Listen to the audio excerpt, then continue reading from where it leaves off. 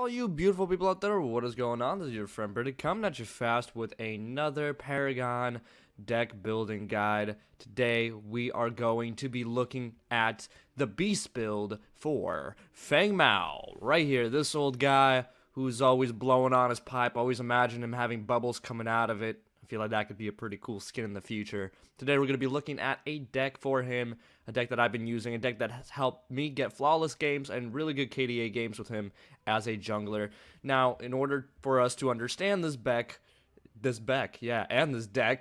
very well, is to notice his basic attack is at 7, and his durability is also not that bad at 5, alongside with his mobility at 7. But we're going to focus on his attack and his durability with this deck at the same time, and that's kind of weird because we really haven't made a deck like this with any other character. We've either gone full defense for a tank or full offense for an assassin or a mage, but with Feng Mao, he's a really good combo character, as I like to call it. So, let's start off with the cards right away. Now, I'm going to touch on something that I've been getting a lot, is that a lot of people are like, oh, but I don't have these cards. Oh, I haven't opened up these cards. I haven't been able to do or use these cards.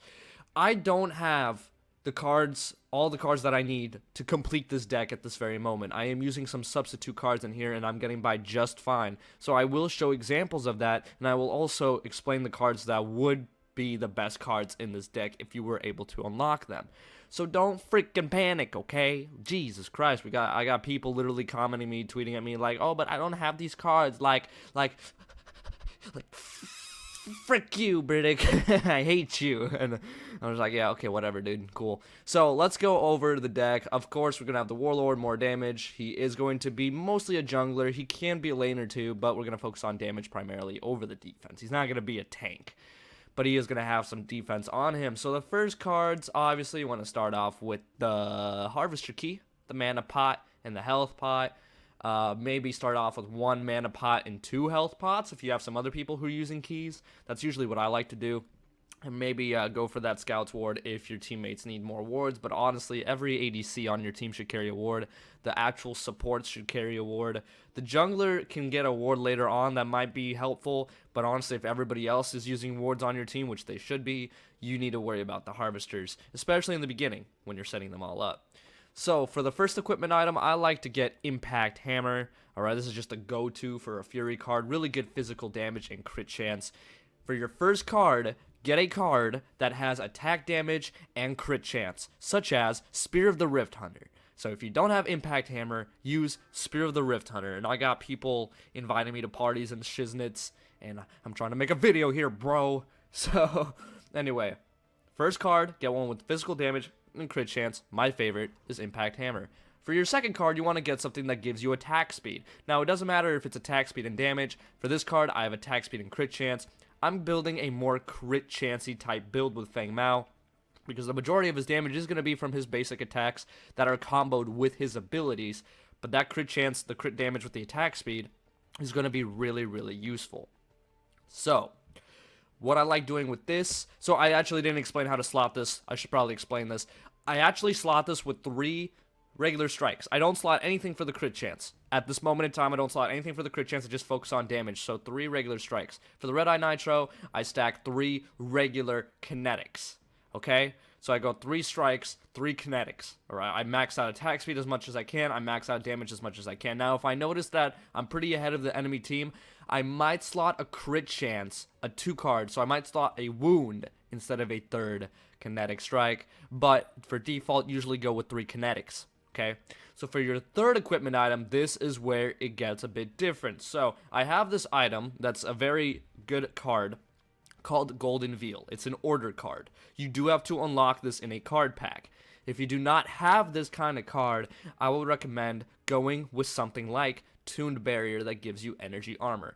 The reason I like this card is because it gives me energy armor and crit chance. It does both defense and offense at the same time. So when I slot this as my third, I take a look at the enemy team and see what kind of damage they have. So if they mostly have, if they have a Murdoch, let's say, and a Gideon, I make sure to get this card and I slot it with either one or two greater barriers. Okay, that depends on how much defense I might think I need. For the sake of this video, let's just go with 2, because you do want to be a bit tanky since Feng Mao does thrive off of being in the fight longer. I go over this in my Ultimate Hero Guide, so check that out. It is on my channel if you don't know what I mean. But he thrives off of being in the fight longer due to his abilities, so more armor will help him do that. And for your third armor, or third upgrade bonus, you want to go with a major wound. You want to go with a major wound, or if you have enough points, you can even go with a Zealous wound if you want. That gives you 16%. This is just a card that I have in here, but mostly you want to use major wounds. Okay, so there we go. And then after you completed slotting this item, my 4th item is actually Spear of the Rifthunter to give me more crit chance and more physical damage. But the card that I want to have in place of this card is called Brightsteel Plate. Brightsteel Plate. It's an order card that does the exact same thing as Golden Veil, except instead of energy armor, it gives you physical armor. It looks like a chest plate. It looks a lot like Tempered Plate. I wish I could show you guys a picture on the screen, but I'm stupid when it comes to editing, so I can't do that. But it's the exact same thing as Golden Veil with physical armor instead. And you're going to slot it the exact same way.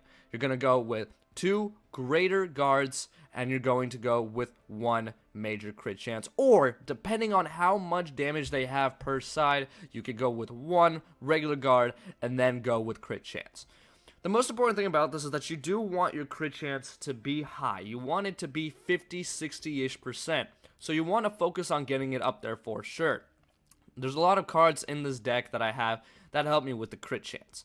Because if this is my 4th card, my 5th card is going to be Sword of the Altar, which gives me lifesteal and crit bonus when it's fully upgraded.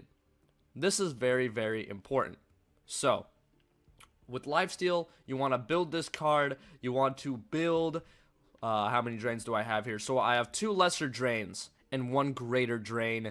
You want to try and get as much lifesteal in there as you can, but this is actually due to points. I calculated. And this is actually due to how many points you spend. So if you go ahead and spend 2 points on 2 lesser drains and 3 points on 1 greater drain when slotting Sword of the Altar, you have a chance to slot, 4-point cards like Vicious Kinetic or, Zealous Wound, stuff like that. That's kind of why I have that in there. I kind of calculated that. You can do it another way. You could do just 2 regular drains, or you could do 2 greater drains, 1 lesser drain, just however much your points allow you to do it. But you do want to stack it out all the way with lifesteal, obviously, because that's the only thing that gives you that bonus.